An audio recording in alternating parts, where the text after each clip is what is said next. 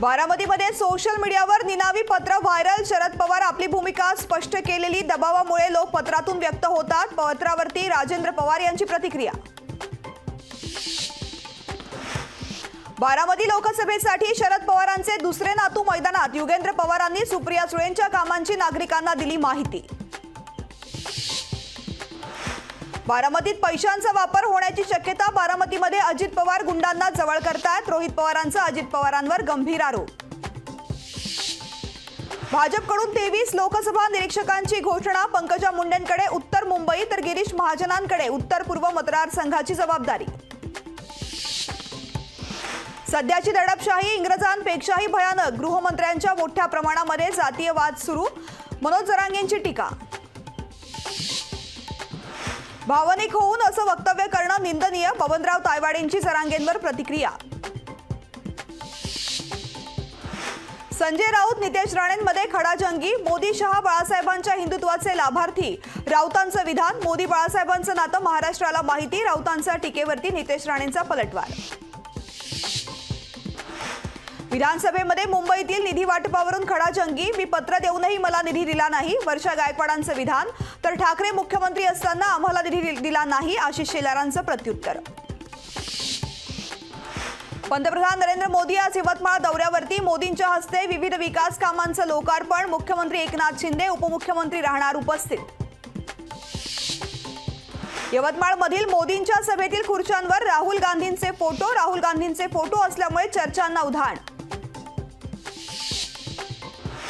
केंद्र सरकार मार्चच्या पहिल्या आठवड्यामध्ये सीएए कायदा लागू करणार। सूत्रांची माहिती। कायद्याच्या अंमलबजावणीसाठी एक विशेष पोर्टल देखील तयार।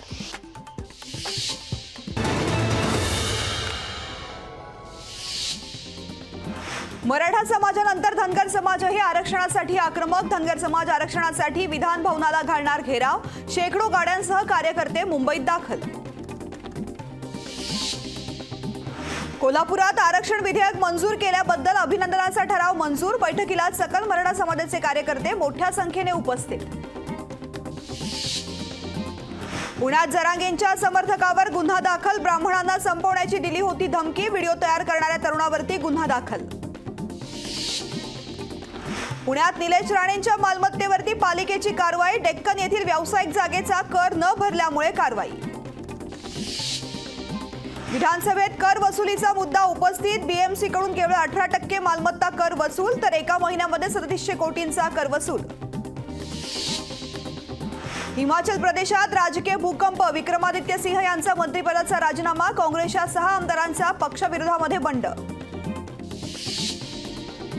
जेपी नड्डांचा 4 मार्चला नागपूर दौरा। भाजप युवा मोर्चाच्या राष्ट्रीय अधिवेशनात करणार तरुणांना मार्गदर्शन। मुंबईत 5 मार्चपर्यंत 15% पाणी कपात। पिसे उदंचन केंद्रामध्ये आग लागल्यामुळे केंद्र पंप अनेक बंद अवस्थेमध्ये पाणी जपून वापरण्याचे आवाहन। यवतमाळ बचत गटाच्या मेळाव्यासाठी 2000 बसेसची सोय। बस नसल्यामुळे विद्यार्थ्यांसह रुग्णांची गैरसोय। बसेस नसल्यामुळे प्रवाशांना नाहक त्रास। ड्रग्ज प्रकरणात पुणे पोलिसांकडून आणखीन एक संशयिताला पश्चिम बंगालमधून घेतलं ताब्यात। माफिया संदीप धुनियाच्या संपर्कात संशयित असल्याची माहिती। अकोल्यात पालिकेमधील 10,000 मुलांना विषबाधा। 10 मुलांना विषबाधा। शालेय पोषण आहारामधून विषबाधा चौकशी करून ठेकेदारांवरती कडक शिक्षा करण्याची पालकांची मागणी।